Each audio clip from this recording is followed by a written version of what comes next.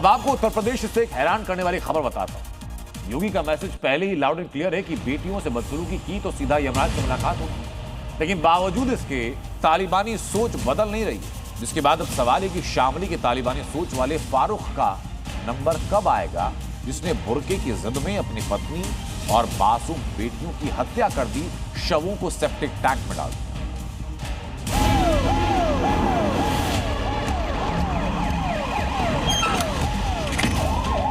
बेटी की सुरक्षा के साथ खिलवाड़ किया तो तय मानिए कि अगले चौराहे पर यमराज टिकट काटने के लिए खड़ा होगा, छोड़ेगा नहीं। बेटी का सम्मान होगा, हर बेटी को सुरक्षा मिलेगी और जो भी बेटी की सुरक्षा में सेंध लगाएगा उसका यमराज के घर के लिए टिकट कटवा देंगे। मैसेज लाउड एंड क्लियर है। यूपी में किसी बेटी के सम्मान और सुरक्षा से खिलवाड़ किया तो यमराज से मुलाकात तय है। लेकिन कट्टरपंथी सोच वाले शामली के इस शैतान ने शायद योगी की वार्निंग को नजरअंदाज कर दिया और वो गुनाह कर दिया जिसका हिसाब योगी राज में बुलेट से किया जाता है। जगह है शामली, उत्तर प्रदेश। वारदात ट्रिपल मर्डर। आरोपी फारूक। वजह बीवी ने बुर्का नहीं पहना। ये वही कट्टरपंथी है जिसकी सोच तालिबानी है, जिसने बुर्के की खातिर अपनी बीवी ताहिरा और बेटियों आफरीन और सहरीन की बेरहमी से हत्या कर दी। पुलिस जांच में जो खुलासे हुए वो रूह कपा देने वाले हैं। फारूक ने कबूल कर लिया है कि 10 दिसंबर की रात 9 से 10 बजे के बीच उसने पहले पत्नी और बड़ी बेटी को गोली मारी और फिर छोटी बेटी की गला दबाकर हत्या कर दी। इतना ही नहीं, हत्या के बाद तीनों शवों को घर के ही आंगन में बने 7 फीट गहरे गड्ढे में दफना दिया और ऊपर से ईंटों का फर्श बिछा दिया।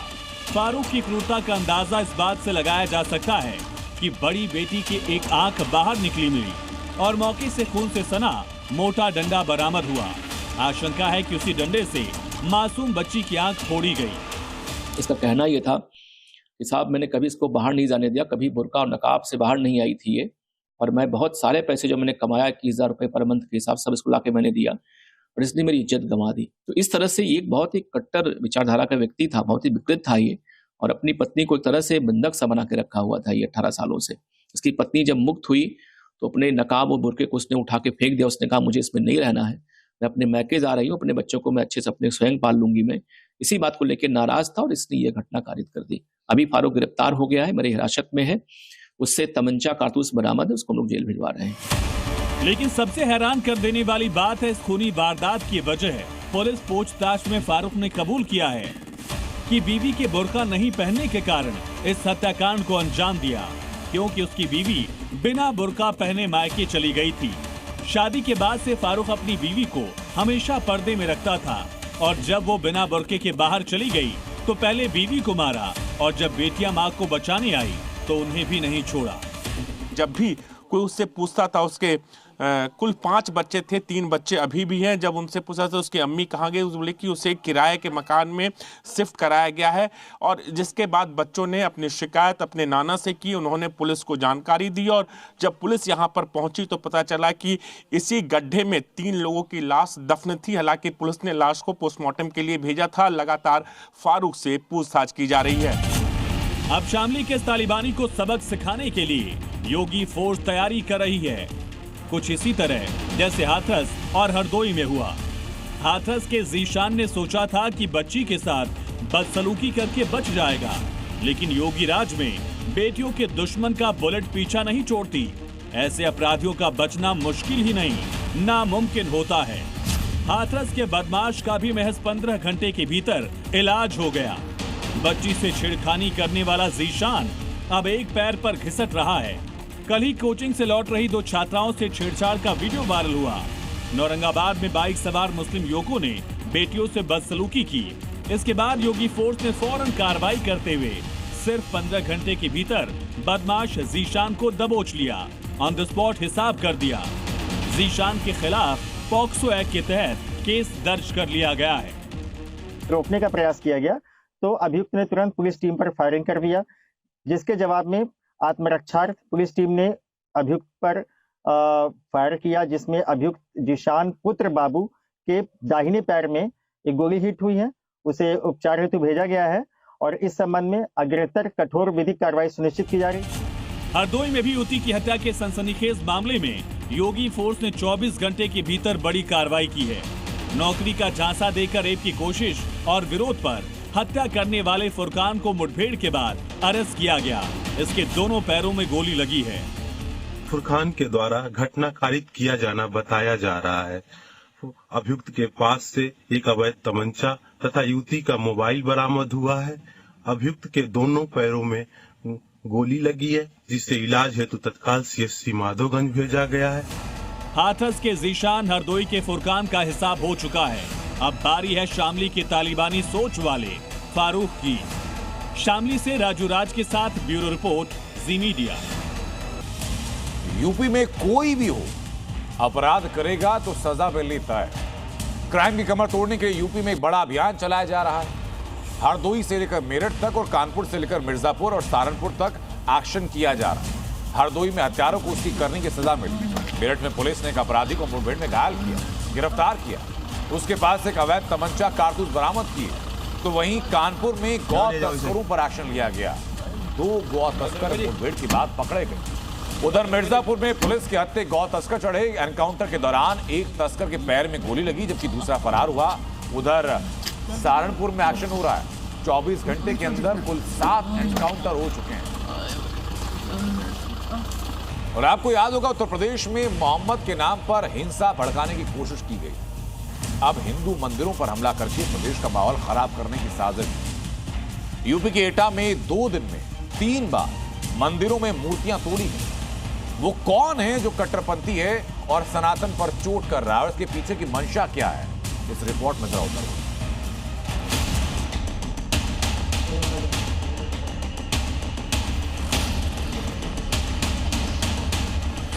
क्या यूपी में औरंगजेब की एंट्री हो गई?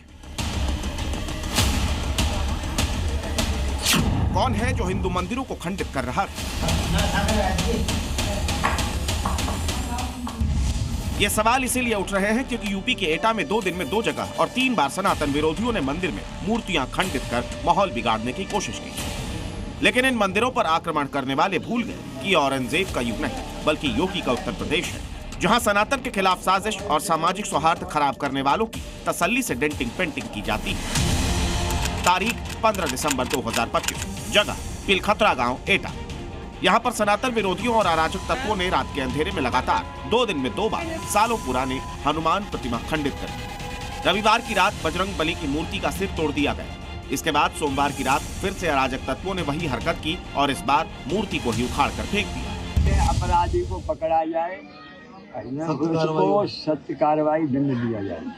प्रशासन मौके पे आके आश्वासन दिया है, और अपराधी ने खुली चेतावनी दी है प्रशासन को, दोबारा ये अपराध संगीन किया है बहुत बड़ा। इसका तात्पर्य ये है कि अपराधी का ग्रामीण जनों के धार्मिक आस्था के प्रति वह प्रशासन को बहुत बड़ा चैलेंज है। एक और तस्वीर देखिए, ये भी एटा जिले के दूसरे गांव नगला किशन की है, जहां पर सनातन के दुश्मनों ने मंदिरों में घुसकर हनुमान मूर्ति और शिवलिंग को खंडित कर दिया। इसका पता तब चला जब स्थानीय लोग सुबह मंदिर में पूजा अर्चना करने पहुंचे। एटा में बार बार मंदिरों पर हमलों से हिंदुओं में जबरदस्त आक्रोश है, जिसके विरोध में लोग सड़कों पर उतर आए और जमकर नारेबाजी की। मूर्ति खंडित करने से गाँव में तनाव का माहौल है। कुछ अराजक तत्वों द्वारा ये भड़काने पे लोगों को किया जा रहा है, क्या किया जा रहा है, इसका कोई अभी तक समाधान नहीं हुआ है। और थाना अभागढ़ में भी ऐसी घटना हुई है, थाना जलेसर में भी ऐसी घटना हुई है। हो सकता है जिसको गिरफ्तार किया उसके साथ के ही लोगों ने जाके जलेसर की मूर्तियां और तोड़ी हो। इसको लेकर पुलिस से हम यही मांग करेंगे, आरोपियों को जल्द से जल्द गिरफ्तार किया जाए और कठोर कार्रवाई की जाए। जो आरोपी है जो गलत कर रहे हैं, इनको सख्त से सख्त पकड़ा जाए, इनके खिलाफ कार्रवाई की जाए।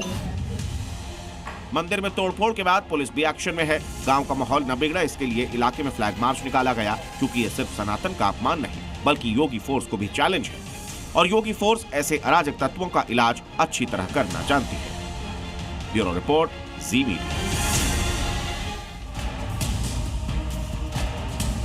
और अब बात उत्तर प्रदेश में एक दफा माफिया रहे। अघोषित सरकार चलाने वाले अतीक अहमद की। प्रयागराज में अतीक अहमद और उसके परिवार ने कई सरकारी जमीन पर, असंख्य सरकारी जमीनों पर कब्जा किया। आज उनके हाल ये हैं। योगी सरकार कब्जा मुक्त करा रही है, लेकिन अब जमीन हथियाने के लिए कुख्यात रहे अतीक की अवैध जमीनों पर उसके कर जो गुर्गे हैं वो आगे बढ़ रहे हैं, अवैध प्लॉटिंग कर रहे हैं। तो सवाल ये कि क्या ये कोशिश जो पीछे हो रही है, ये अतीक के खौफ को जिंदा करने की कोशिश है?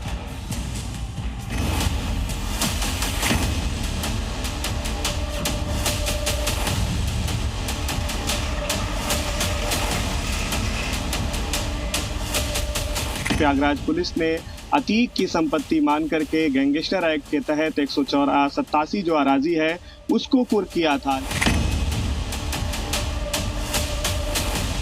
लोगों की संपत्तियों पर कब्जा करने वाला माफिया अतीक अहमद मिट्टी में मिल चुका है। उसकी कब्जा की गई सैकड़ों एकड़ जमीन योगी फोर्स कुर्क कर चुकी है या ध्वस्त कर रही है। वहीं अतीक के करीबियों पर भी योगी फोर्स का हंटर लगातार चल रहा है।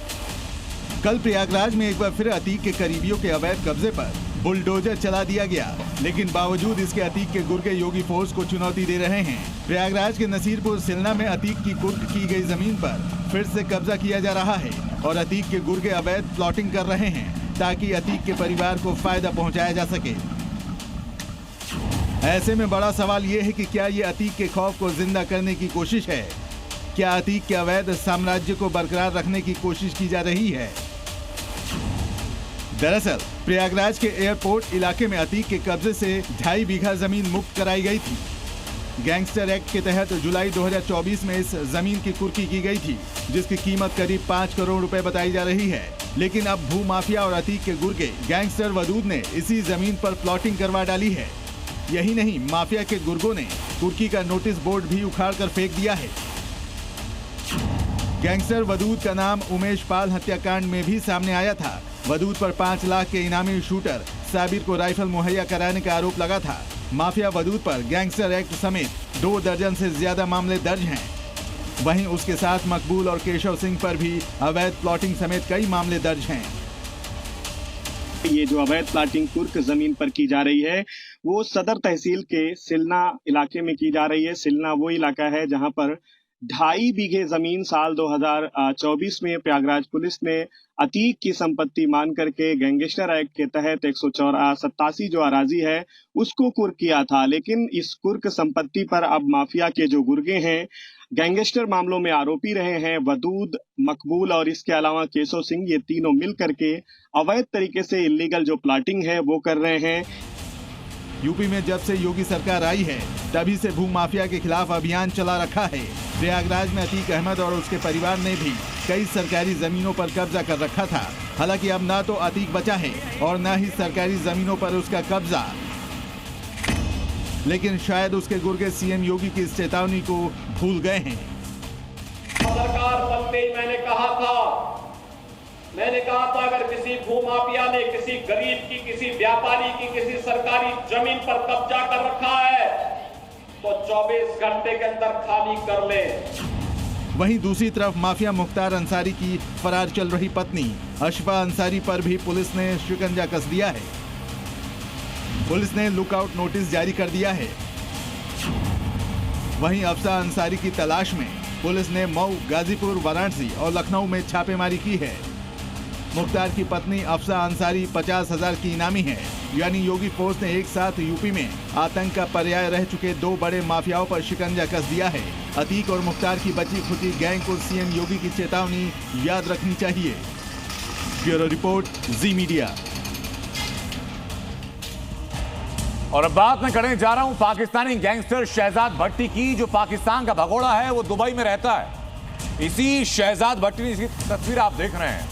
बिहार के नीतीश कुमार को मुस्लिम महिला के चेहरे से हिजाब खींचने पर धमकी थी। आखिरकार शहजाद भट्टी हिंदुस्तान के मसले पर क्यों कूदा, क्या धमकी दी और एक्शन क्या होगा, मैं दिखाता हूं आपको। ये मुल्ला मुनीर के मुल्क का गुंडा पाकिस्तान में हत्या, किडनैपिंग, फिरौती, लूटपाट जैसे काम करता है और धमकी दे रहा है बिहार के मुख्यमंत्री नीतीश कुमार। इस दो कौड़ी के गुंडे की हिमाकत देखिए कि 1500 किलोमीटर दूर से वीडियो जारी कर नीतीश कुमार को सबक सिखाने की खुली चेतावनी दे रहा है। 15 दिसंबर को बिहार में कार्यक्रम के दौरान मुख्यमंत्री नीतीश कुमार नियुक्ति पत्र बांट रहे थे। इस दौरान एक महिला हिजाब पहनकर आई तो नीतीश कुमार ने पूछा कि ये क्या है और उसे अपने हाथ से हटा दिया। इस वीडियो को देख शहजाद भट्टी भड़क गया। अब शहजाद भट्टी इसे मुस्लिम महिला के अपमान का मुद्दा बनाकर बंदर घुड़की दे रहा है। हालांकि इसमें भट्टी की नापाक साजिश भी छिपी हुई है। नीतीश कुमार को माफी मांगने की धमकी देकर भट्टी खुद को मुस्लिम समुदाय का हितैषी दिखाना चाहता है। शहजाद भट्टी इस वक्त दुबई में रहता है। भट्टी के पाकिस्तान में भूमाफिया और अंडरवर्ल्ड के बड़े गैंगस्टर से संबंध है। भट्टी पाकिस्तान के कुख्यात माफिया फारूक खोकर का राइट हैंड है और उसी के लिए काम करता है। इसका network Europe, United kingdom, America, Canada, Pakistan और दुबई सहित अन्य देशों में चलता है। शहजाद भट्टी का बम और हथियार तस्करी को लेकर एक बड़ा नेटवर्क पूरी दुनिया में फैला हुआ है। भारत के कई क्रिमिनल्स भट्टी के जरिए ही हथियार मंगवाते हैं जो कि पाकिस्तानी सीमा से भारत लाए जाते हैं। कई बार मॉडर्न हथियारों के साथ भट्टी अपनी फोटो और वीडियो भी अपलोड करता रहा है। भट्टी अपने पालतू शेरों के साथ वीडियो और फोटो भी शेयर करता है। शहजाद भट्टी कभी भारत के कुख्यात गैंगस्टर लॉरेंस बिश्नोई का करीबी माना जाता था। दोनों के बीच मजबूत आपराधिक गठजोड़ था। शहजाद ने लॉरेंस गैंग के लिए नेटवर्क, फंडिंग और हथियार सप्लाई में अहम भूमिका निभाई। लेकिन पहलगाम हमले के बाद जब लॉरेंस बिश्नोई ने आतंकी हाफिज सईद को धमकी दी, तभी से शहजाद और लॉरेंस के रिश्ते बिगड़ गए। इसके बाद शहजाद ने लॉरेंस गैंग से दूरी बना ली और दोनों खुले दुश्मन बन गए। 2022 में पंजाबी गायक सिद्धू मूसेवाला की हत्या के बाद शहजाद भट्टी का नाम जांच में सामने आया। आरोप है कि मूसेवाला हत्याकांड में इस्तेमाल किए गए हथियारों की सप्लाई शहजाद के नेटवर्क के जरिए हुई थी। शहजाद भट्टी जैसे गुंडे के समर्थन की हिंदुस्तान के मुसलमानों को कतई जरूरत नहीं। भट्टी तो बस अपना उल्लू सीधा करना चाहता है, जबकि सच ये है कि भारत की जांच एजेंसियों के रडार पर शहजाद भट्टी का नाम आ चुका है और किसी भी दिन इसका हिसाब पूरा हो सकता है। ब्यूरो रिपोर्ट, जी मीडिया। और इसी बीच एक बड़ी खबर सामने है। केंद्रीय मंत्री गिरिराज सिंह ने मुसलमानों को लेकर बड़ा बयान दिया। जी न्यूज पर गिरिराज सिंह का विस्फोटक बयान सामने आया, जहां उन्होंने कहा कि बंटवारे के वक्त सभी मुसलमानों को पाक भेज दिया जाता। पाकिस्तान चले जाते मुसलमान तो दिक्कत नहीं होती। ये एक्सक्लूसिवली जी न्यूज से बातचीत करते हुए गिरिराज सिंह ने कहा है। मुस्लिमों की आबादी लगातार बढ़ गई है। आज लगभग 18-20 करोड़ के लगभग है, फिर भी अल्पसंख्यक का दर्जा है। क्या आपका कहना है, क्या आपत्ति है? काश अगर सारे मुसलमानों को भेज दिया गया होता तो आज यह प्रॉब्लम नहीं होता। लेकिन संविधान में हमारे पूर्वजों ने अल्पसंख्यक शब्द तो दिया, लेकिन अल्पसंख्यक की परिभाषा नहीं परिभाषित किया। अब मैं पूछता हूं, जो देश का 2011 से देखेंगे तो देश की आबादी का 5वां 6ठा पोजीशन है। ये 6ठा पोजीशन पर कोई रहे मुसलमान और वो अल्पसंख्यक कैसे कहलाएगा? मेरा मानना है कि देश में लगभग 150 जिले हो गए हैं 2011 के अनुसार, जहां 16% से लेकर के 100% तक देश में है। अब ये अल्पसंख्यक कैसे होगा? और इसी बातचीत में गिरिराज सिंह ने यह कहा कि देश में मुसलमान 5 या 6% नहीं है। उन्होंने कहा कि फिर वो अल्पसंख्यक कैसे हैं? गिरिराज सिंह ने कहा कि अल्पसंख्यकों को तय करने का पैमाना बदलने की मांग है। अब राज्य को नहीं बल्कि जिले को यूनिट मान करके अल्पसंख्यक का दर्जा तय होना चाहिए। स्पष्ट परिभाषा अल्पसंख्यक की ना होना बहुसंख्यकों के साथ अन्याय है। आप सुनिए जरा। आपने 148 जिलों की बात की कि वहां तो मुस्लिम आबादी बहुसंख्यक में है, तो फिर बहुसंख्यक का मतलब, हाँ, मतलब 16% से ऊपर है। तो आपको लगता है 11 के मुताबिक, जो 11 में है आज वहां 25-30 रहा है। आपको लगता है एक पैमाना तय होना चाहिए कि 5 या 10% से कम हो वो आबादी अल्पसंख्यक में आए? अल्पसंख्यक तो सच पूछिए वो होना चाहिए जो 2% से नीचा रहे, 2.5% से नीचा रहे। बौद्ध, जैन, यहूदी। हाँ, ये मुसलमानों को राजनीतिक अल्पसंख्यक के रूप में जो माना गया, ये दुर्भाग्य रहा। आज भी राजनीतिक दल इसे उसी रूप में पूज रहे हैं। हमारा मानना है जिला ही यूनिट होनी चाहिए। और आज देखिए देश का एवरेज 2011 के अनुसार 14% मुसलमान को माना जाता। अब तो 18-20 तक आ गए। अब तो 20 है कि 25 है पता ही नहीं चल रहा। जनगणना में आएगा। फिर भी अल्पसंख्यक है। इधर गिरिराज सिंह अल्पसंख्यकों की परिभाषा को तय करने की मांग कर रहे हैं, तो उधर मुंबई में आई लव मोहम्मद, जो आपको याद होगा, उसकी री एंट्री हो चुकी है। आई लव महादेव अब नारा नहीं बल्कि बीएमसी चुनाव का पॉलिटिकल टूल बनता हुआ दिखाई पड़ रहा है। बीजेपी से आस्था और पहचान का सवाल बता रही है, तो विपक्ष इसे ध्रुवीकरण की राजनीति बता रहा है। अब सवाल है कि शिव की नगरी मुंबई में महादेव का नाम वोट में बदलेगा या नहीं।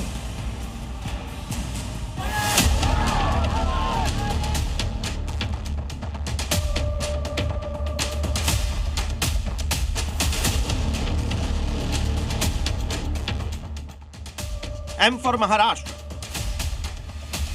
M for Mumbai, M for Mahadev, Mumbai love Mahadev. UP के कानपुर में उठा आई लव मोहम्मद का नारा, जिसने देश का सियासी तापमान बढ़ा दिया था। लेकिन उस दौरान आई लव मोहम्मद के जवाब में जो नारा गूंजा, वो सिर्फ यूपी तक सीमित नहीं रहा। महाराष्ट्र से जवाब आया आई लव महादेव। और अब बीएमसी चुनाव के ठीक पहले यही सनातनी नारा फिर से मुंबई की सियासत के सेंटर स्टेज पर। मुंबई, जहां वोट बैंक की राजनीति हमेशा धारदार रही, जहां धर्म, अस्मिता और पहचान हर चुनाव में बड़ा फैक्टर बनते हैं, अब उसी मुंबई में आई लव महादेव की एक बार फिर से गूंज। हर एक मुंबईकर महादेव के ज्यादा और बड़ा किसी को भी नहीं मानता, और वही भावना मैंने व्यक्त की है कि M is equal to Mumbai, M is equal to Mahadev, Mumbai loves Mahadev. इसलिए मुंबई का चुनाव है। मुंबईकरों ने ये सोचना चाहिए, ये समझना चाहिए कि जो कोई भी मुंबई महापालिका के ऊपर उनका महापौर बैठेगा, मेयर बैठेगा, वो आई लव महादेव वाला ही होना चाहिए।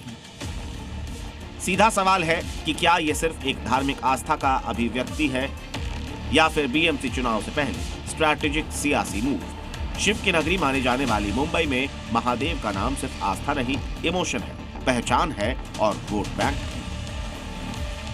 हिंदू राष्ट्र में हमारी मुंबई है, मुंबई का डीएनए हिंदुत्व का है, और महादेव हमारे कण कण में बसे हैं, और इसलिए मुंबई कोरों ने वो नज़र में रखते हुए ये मुंबई महापालिका के चुनाव की तरफ देखना चाहिए, क्योंकि जो महादेव का भक्त होगा वही मुंबई करों को सुरक्षित रह पाएगा, रख पाएगा, वही हमारे मंदिरों को सुरक्षित रख पाएगा।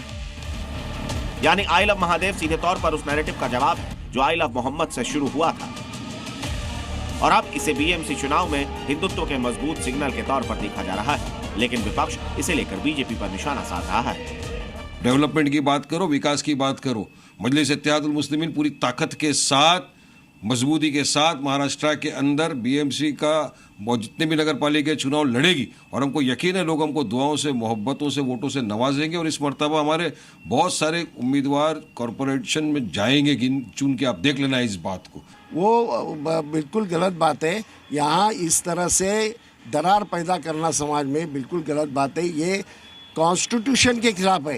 ये संविधान न मानने वाले लोग हैं, ये फैसिस्ट लोग हैं, और फैसिज्म इस देश में चलेगा नहीं।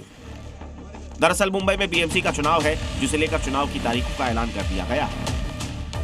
मुंबई में 15 जनवरी को बीएमसी के लिए मतदान होगा और 16 जनवरी को नतीजे घोषित कर दिए जाएंगे। बीएमसी चुनाव के साथ साथ 29 दूसरे नगर निगमों के लिए भी मतदान किए जाएंगे। और अब पक्ष से लेकर विपक्ष तक हर खेमे में मुंबई महानगर पालिका पर कब्जे के लिए प्लान तैयार कर रही है। मुंबई से अश्विनी पांडे के साथ ब्यूरो रिपोर्ट, जी मीडिया। एक और बड़ी खबर है लूथरा ब्रदर्स पर। लूथरा ब्रदर्स की 5 दिन की रिमांड गोवा की अदालत ने रिमांड पर भेज दिया है। दोनों भाई को रिमांड पर भेजा।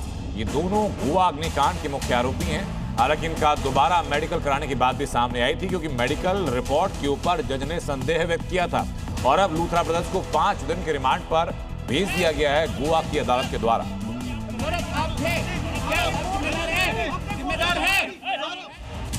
और अब बात उस खबर की जिस पर बात होनी चाहिए, क्योंकि वो आपकी हमारी जिंदगी से जुड़ी है। दिल्ली एनसीआर पूरा गैस चेंबर बन चुका है। हवा इतनी जहरीली हो चुकी है कि सांस लेना सेहत पर भारी पड़ रहा है। रिपोर्ट ये तक आ रही है कि नवजात बच्चे के फेफड़े लगभग 10 साल पुराने हो चुके हैं। जो बच्चा पैदा हो रहा है, सरकार पाबंदियों के दावे कर रही है, मंत्री प्रेस कॉन्फ्रेंस करके माफी मांग रहे हैं, विपक्ष आरोप लगा रहा है, लेकिन इस सबके बीच आम आदमी लगातार पिस रहा है, जो अपनी हर सांस के साथ अपने शरीर के अंदर सिर्फ और सिर्फ जहर घोल रहा है। तो फिर सवाल सरकार पर उठते हैं, सरकार की नीतियों पर उठते हैं कि सारे फैसले कागजों तक सीमित रहेंगे या लोगों को साफ हवा सरकार कभी दे पाएगी।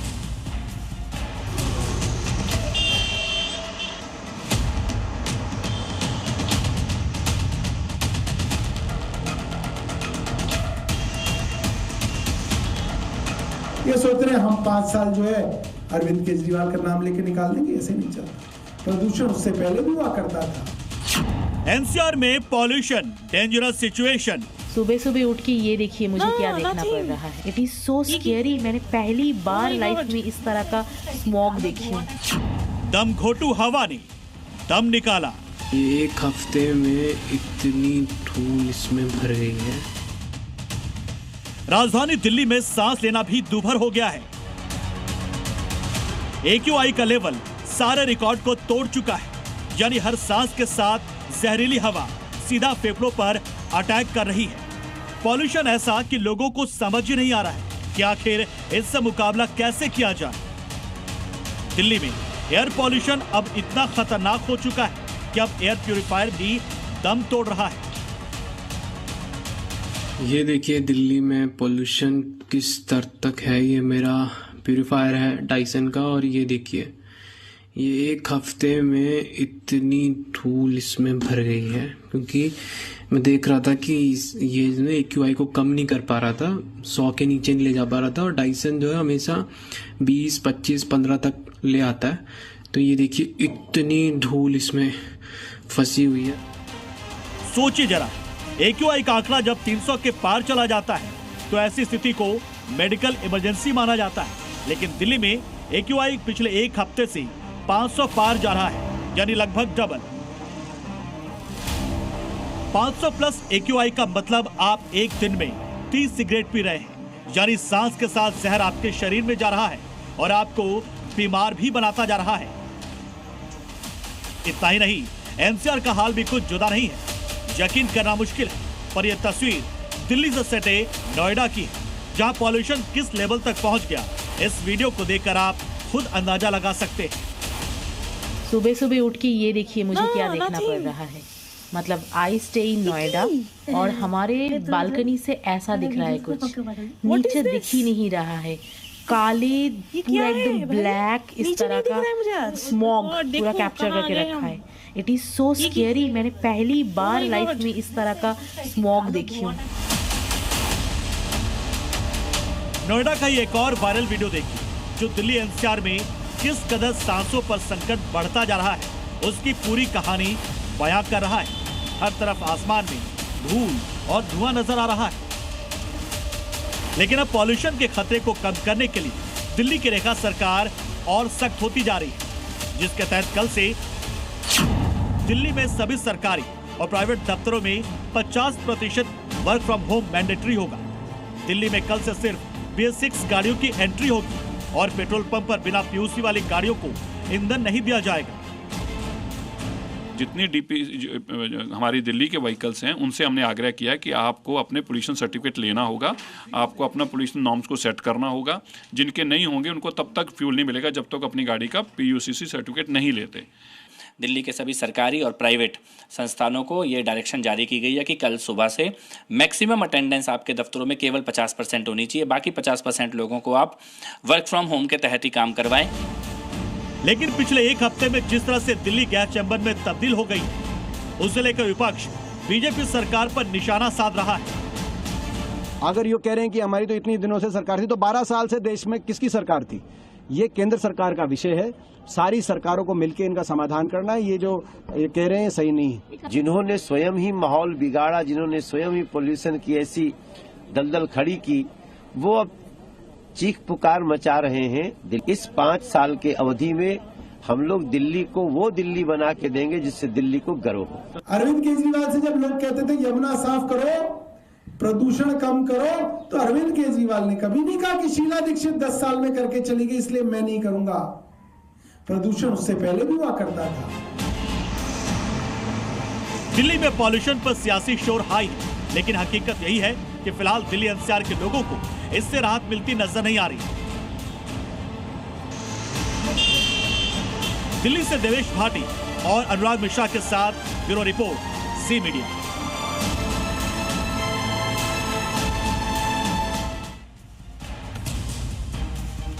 दिल्ली में लोगों को मजबूरी में जहर पीना पड़ रहा है, क्योंकि सांस तो आप लेंगे। तो वहीं पाकिस्तान में मुनीर फौज इमरान समर्थकों पर जबरन जहरीले पानी की बौछार कर रही है। जेल में बंद इमरान खान की बहनों का दावा यह कि मुनीर इमरान खान के समर्थकों पर केमिकल वाटर से हमला करा रहा है। उधर विदेश में रहने वाले इमरान के बेटों ने जनवरी में पाकिस्तान आने का ऐलान किया, जिसके बाद माना जा रहा है कि इमरान के बेटे सियासी पिच पर उतर करके मुनीर और शहबाज से बदला लें। डेथ सेल में इमरान, बेटे आएंगे पाकिस्तान। जूनियर इमरान तोड़ेंगे जेल, मुनीर का खत्म होगा खेल।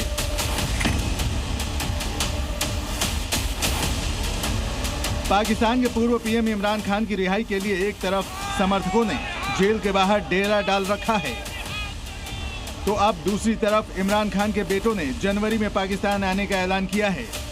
इमरान के बेटों का आरोप है कि उनके पिता को डेथ सेल में रखा है और उनकी जान को खतरा है, क्योंकि इमरान की लोकप्रियता से मुल्ला मुनीर और शहबाज खौफजदा हैं। तो क्या इमरान खान के बेटे सियासी मैदान में उतरेंगे? क्या राजनीति में आकर मुनीर शहबाज से बदला लेंगे? ये सवाल इसलिए अहम है क्योंकि इमरान के बेटों ने दो टूक कहा है कि उनके पिता किसी भी तरह का समझौता करने वाले नहीं हैं। खुद इमरान खान भी आजादी या मौत का नारा दे चुके हैं।